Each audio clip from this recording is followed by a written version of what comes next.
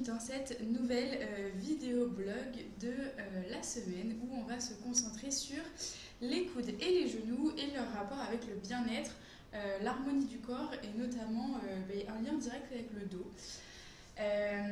Donc si c'est la première fois que vous êtes là, je suis Marjorie, professeure de danse contemporaine. Je propose des cours de danse adaptés pour les femmes qui travaillent. Ça prend plusieurs formats. Des cours de danse en présentiel où on fait un cours de danse par semaine pendant 6 semaines pour apprendre une chorégraphie et donc sans être un engagement trop lourd à l'année. Et une capsule bien-être digitale où justement on va prendre le temps par une mise en mouvement très calme, très douce, sans coordination, sans rythme, de revoir des sujets de corps et ou de danse, en général c'est très lié, et où du coup on va prendre le temps d'approfondir, de s'étirer, de respirer, de renforcer, tout en prenant vraiment le temps de prendre la conscience. C'est un cours qui est vraiment très bien si vous avez envie de démarrer la danse mais vous avez besoin de vous mettre en confiance, ou si vous pratiquez la danse et que vous avez envie de revoir les bases bien tranquillement, ou si simplement vous ne faites pas de danse mais juste vous avez envie d'une pratique courte qui s'insère bien dans votre quotidien. Vous pouvez faire n'importe quand vous avez 10 minutes en attendant un livreur. Voilà, donc si vous voulez en savoir plus sur la capsule bien-être, il y aura les infos en dessous de la vidéo, sous le lien du blog, etc. Et donc la capsule bien-être a un thème par mois et donc ce mois on va travailler sur les genoux et les coudes justement. Donc revenons à nos genoux et à nos coudes. C'est souvent des articulations qu'on travaille pas beaucoup. Alors les genoux un peu plus parce que on peut avoir des douleurs dans les genoux donc on va y prêter attention. Mais c'est vrai que sinon on va travailler sur les hanches, on travaille sur les épaules, le dos, les chevilles, les pieds. Et les coudes et les genoux en fait on a un peu l'impression que ça ne servent à rien. C'est vrai que à part faire plier le bras et plier la jambe, a priori ils n'ont pas beaucoup d'utilité. Du coup, souvent on ne va pas travailler sur la conscience du coude, la conscience du genou. D'ailleurs, ça paraît un peu bizarre dit comme ça. Et c'est pour ça qu'en danse, on se retrouve avec des élèves qui ont des bras qui vont pousser les coudes en avant ou qui vont pousser les genoux en arrière pour être tendus et qui vont du coup un peu maltraiter leurs coudes et leurs genoux. En soi, c'est pas dramatique, simplement vous voyez bien que par exemple, si je pousse mes coudes en avant, en fait, je perds totalement cet alignement et du coup, je vais même en général perdre la sensation que j'ai dans le dos. Donc en fait, ça va avoir une conséquence directe sur le dos, sur le bien-être, sur le placement. Et en plus, on va être dans quelque chose de très raide. Du coup, on va verrouiller, on va vouloir bloquer une position plutôt que d'être dans le mouvement. Alors à l'échelle du coude, c'est pas forcément dramatique parce qu'effectivement on met pas de poids dessus. Si un jour vous voulez aller vers un travail par exemple de yoga, de repousser du sol, d'inversion, d'équilibre, là déjà ça va être compliqué. Vous risquez d'avoir des petites douleurs, soit au coude, soit ailleurs, qui vont venir peut-être en partie d'une position du coude. Sur le genou, c'est un peu différent parce qu'en fait quand on travaille pas du tout la conscience du genou et qu'on fait des sauts et qu'on retourne n'importe comment, là, à l'inverse, on peut se faire mal et c'est pour ça aussi qu'il y a beaucoup de douleurs de genoux, des ligaments, des trucs comme ça, etc. Alors, qu'est-ce qui se passe? En fait, le coude et le genou, ce sont des articulations de transmission. C'est-à-dire que leur rôle, c'est vraiment de transmettre les forces. Du coup, quand on les verrouille, on empêche cette transmission-là et au lieu de favoriser un chemin d'énergie, de direction, d'action, on va plutôt bloquer. Et du coup, par exemple, quand on veut amortir et que le genou transmette cet amorti et qu'on va verrouiller, on n'amortit rien du tout et la secousse, elle est dans le dos. Pareil quand on propulse. Pareil quand on veut faire un demi-plié. Si je suis ici, je ne transmets pas du tout la force de la gravité. Au contraire, je vais créer des frictions et je vais restreindre le mouvement au lieu de l'accompagner et transmettre l'énergie, la force et la direction. Alors, il faut savoir plusieurs choses. Petite fun fact, le coude a 96 filets nerveux qui passent à travers cette articulation. Pour avoir un ordre d'idée, dans la hanche, il n'y en a que 5. Donc ça veut dire qu'en fait, même si c'est des articulations qui n'ont pas l'air d'avoir un rôle incroyable, il y a beaucoup de nerfs qui passent dans ces articulations-là. Donc ça, c'est pour l'aspect de transmission. C'est pour ça qu'elles transmettent beaucoup d'énergie et c'est pour ça qu'elle est verrouillée et à empêcher la transmission, on se prive quand même de beaucoup d'informations et d'un mouvement beaucoup plus riche, beaucoup plus qualitatif et beaucoup plus juste pour notre corps. Ensuite, la deuxième erreur qu'on fait quand on veut verrouiller, c'est qu'en fait on confond équilibre et immobilisme. Je ne suis pas en équilibre parce que je ne bouge plus. Un équilibre, en fait, c'est un ensemble de micro-ajustements qui vont me permettre de tenir. Alors oui, en danse, on aime bien réussir à trouver cette immobilité-là. Mais c'est une immobilité qui n'est que visuelle. Moi, dans mon corps, je laisse tomber le poids vers le bas, je continue à monter. Je fais tout un travail pour nourrir cet aller-retour qui va me permettre d'avoir ce micro-mouvement constant et qui va faire que j'ai un équilibre. Vous pouvez l'essayer si vous êtes sur vos deux pieds, les yeux fermés, vous ne serez jamais dans un immobilisme total. Au contraire, on va essayer de sentir où est le poids, comment j'ajuste sur un pied, sur un autre, etc. Et c'est tous ces micro-mouvements qui vont vous permettre d'avoir un équilibre plus juste et qui vont vous permettre aussi de ne pas verrouiller le corps et du coup d'être prêt à tout mouvement. On est ici, si je verrouille les genoux et que d'un coup j'ai envie de plier sec, ça va être difficile. Alors que si je suis là, les talons bien dans le sol, les genoux qui transmettent cette force verticale, donc qui vont chercher plutôt à aller dans ce sens-là qu'à verrouiller vers l'arrière, et que je m'allonge, à tout moment je peux plier, allonger, replier, repartir dans l'autre sens. Vous pouvez l'essayer. Et à chaque fois, on évite de tendre, tendre. Et donc, on va être en fait dans un travail beaucoup plus doux, beaucoup plus bienveillant et beaucoup plus tendre du coup, et non pas tendu, avec son corps et avec ses articulations. Donc ça, c'est un travail qu'on peut avoir avec les genoux et avec les coudes, mais avec toutes les articulations. C'est pareil, quand je vais plier sur la cheville, je peux vraiment laisser la cheville se diffuser dans le sol, se plier et accepter la tendresse que l'articulation me propose, le moelleux. Et c'est ça qui va nous donner aussi un corps beaucoup plus capable de se transformer à tout moment, parce qu'il va être beaucoup plus réceptif de beaucoup d'informations que verrouillé et figé, immobile certes, en équilibre. Peut-être quand on est sur deux pieds, sur un seul c'est plus difficile, et du coup incapable de percevoir toutes les micro-modifications qui vont lui permettre de tenir, d'être en équilibre et d'être vivant en fait, et d'être en micro-mouvement et dansant. Une autre information qui est quand même à la fois basique et en même temps qui fait du bien à se rappeler, c'est qu'on n'a pas des chaînes musculaires complètement isolées. Toutes les chaînes, tous les muscles en fait sont reliés entre eux.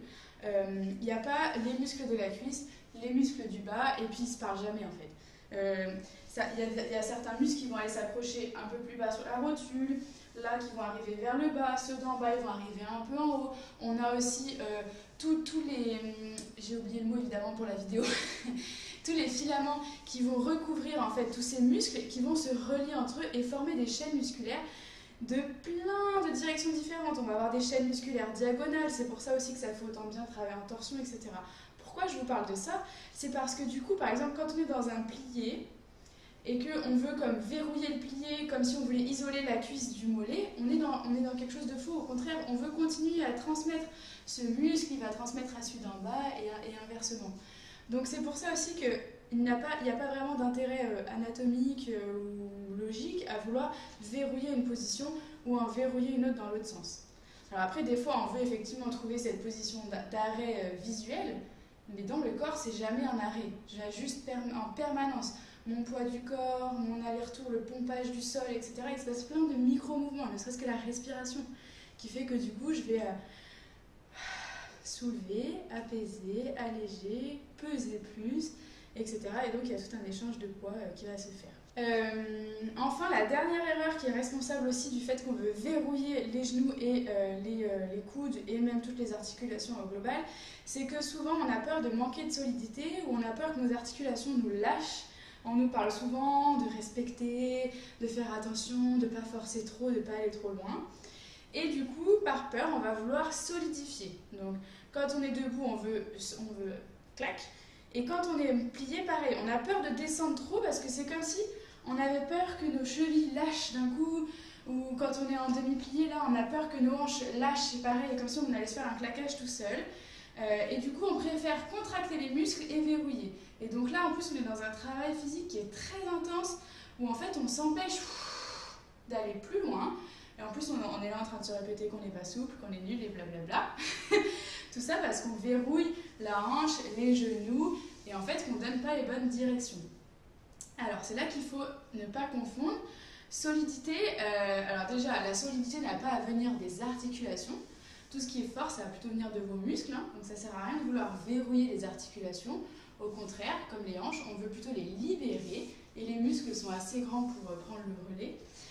Et enfin, surtout quand on est sur un travail au niveau du sol ici, à moins qu'on vous appuie dessus comme des bourrins, justement, si vous déverrouillez vos articulations et que vous êtes plutôt à l'écoute, à la perception, parce qu'on n'écoute rien, on n'entend rien, mais on essaye de sentir, de trouver la bonne direction du genou qui continue à aller à l'horizontale, de votre poids qui va à la verticale, vous allez voir que vos chevilles et vos articulations, ou ici vos hanches, ont une capacité à s'ouvrir, à se détendre, qui peut être un peu impressionnante au début et un peu effrayante, en se disant « oh là là, je vais me faire mal ». Mais en fait, vous ne pouvez pas vous faire mal tout seul. Si quelqu'un vous appuie dessus et vous force, oui. Si vous sautez et que vous réatterrissez sur une position dont vous n'avez jamais l'habitude, oui. Mais dans les 3/4 du temps des mouvements que vous faites, c'est jamais que vous et votre corps, et vous le sentirez avant de vous faire mal.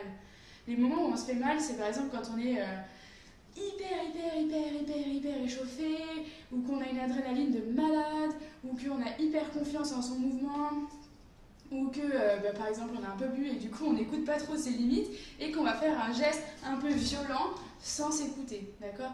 Mais quand on est dans le cadre d'un cours de danse où on est quand même plutôt alerte, qu'on fait plutôt attention et que en fait justement on est à l'écoute de ces articulations, qu'on les détend pour percevoir les messages et cette transmission-là, et bien en fait on est en confiance et on peut faire vachement de choses. Mais ça demande vraiment de faire confiance à son articulation et à ses sens et à ses perceptions, plutôt que de vouloir les figer en se disant « je vais pas plus bas, je vais me faire mal ». Mais si, testez-le. Faites un plié et dites-vous « ok, je fais confiance, je lâche les chevilles, je lâche les hanches, mes genoux vont vers l'avant, mon dos il est bien droit, il va à la verticale et je laisse faire le plié ». Et moi la première, hein, je suis la première à avoir passé longtemps à faire des grands pliés hyper timides, jusqu'à ce qu'on me dise « mais vas-y, tu peux ». Et oui, je peux, et je peux aller beaucoup plus loin. C'est plus facile sur un pied que sur deux, mais bien sûr que je peux. C'est juste qu'il faut oser lâcher cette petite résistance-là qu'on a et on se dit « oh là là !» Mais ça peut le faire. Alors, maintenant qu'on a dit tout ce qu'il ne fallait pas faire, comment il faut faire?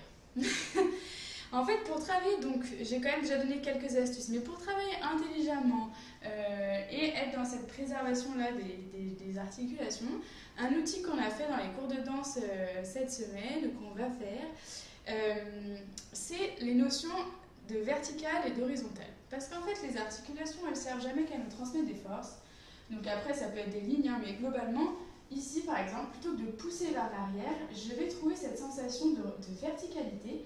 Donc à la fois le poids du corps qui est plombé vers le sol et attiré vers la gravité, et moi qui avec mon crâne et tout mon corps qui veut aller vers le haut. Et du coup là on est sur un échange de force verticale et les genoux peuvent le transmettre sans pousser vers l'arrière, simplement. Et il se passe quelque chose qui est en continu, qui ne s'arrête jamais. Et on va jouer avec cette verticale et toute l'horizontalité que nous proposent les articulations. Donc les pieds, les chevilles, les genoux, les hanches. Et quand je plie, je travaille sur cette surface-là horizontale en gardant cette sensation-là verticale. Donc c'est quelque chose qui est un peu compliqué à expliquer, qui est assez subtil à ressentir. On a l'impression des fois que du coup on est un peu perdu parce que effectivement c'est sécurisant de verrouiller derrière, c'est musculairement rassurant, c'est fort, alors que de trouver cette détente et cet allongement, c'est un peu plus subtil, on ne sait pas trop si c'est juste ou si c'est faux. Donc il faut juste le trouver. Et trouver cette sensation d'horizontalité, des genoux qui avancent à l'horizontale, mes chevilles qui sont un support horizontal. Et à partir de ça, on peut jouer avec toutes les articulations à trouver des lignes. Et vous allez voir, on peut trouver plein de choses super chouettes.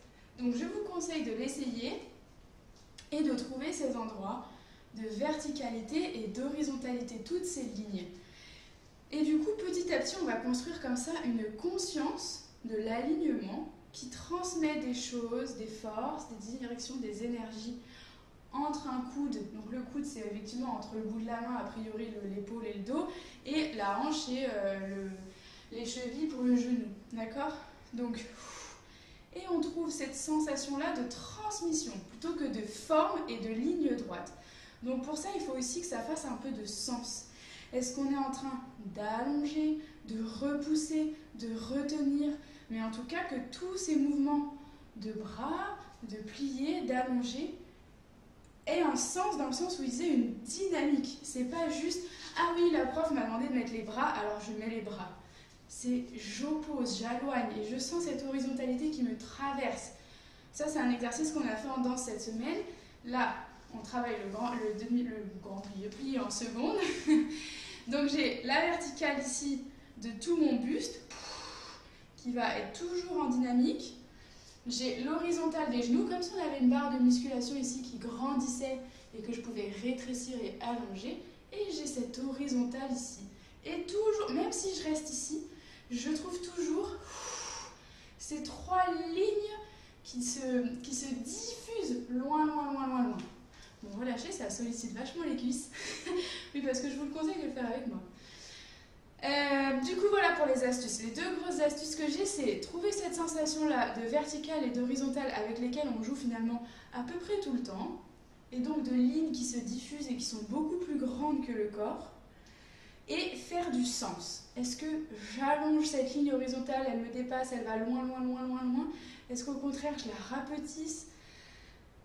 Est-ce qu'au contraire, comme dans la semaine dernière, la dernière fois, on a parlé de la grâce, du coup, au contraire, je trouve un volume.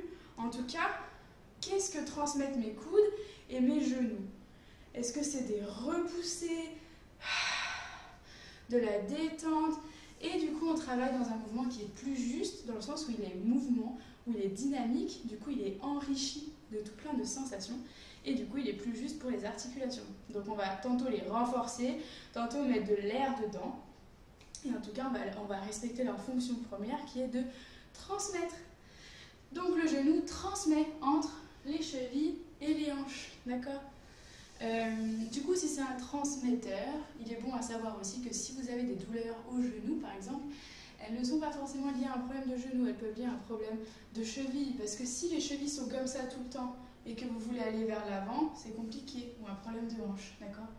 On en parlera peut-être une autre fois, mais du coup, qui dit transmission, vous le savez bien, la personne au boulot qui se transmet toutes les infos, qui se retrouve au milieu de tous les problèmes, si elle éclate, c'est pas forcément qu'elle a mal fait son boulot. C'est peut-être que il y a un petit problème dans les deux parties concernées aussi, d'accord?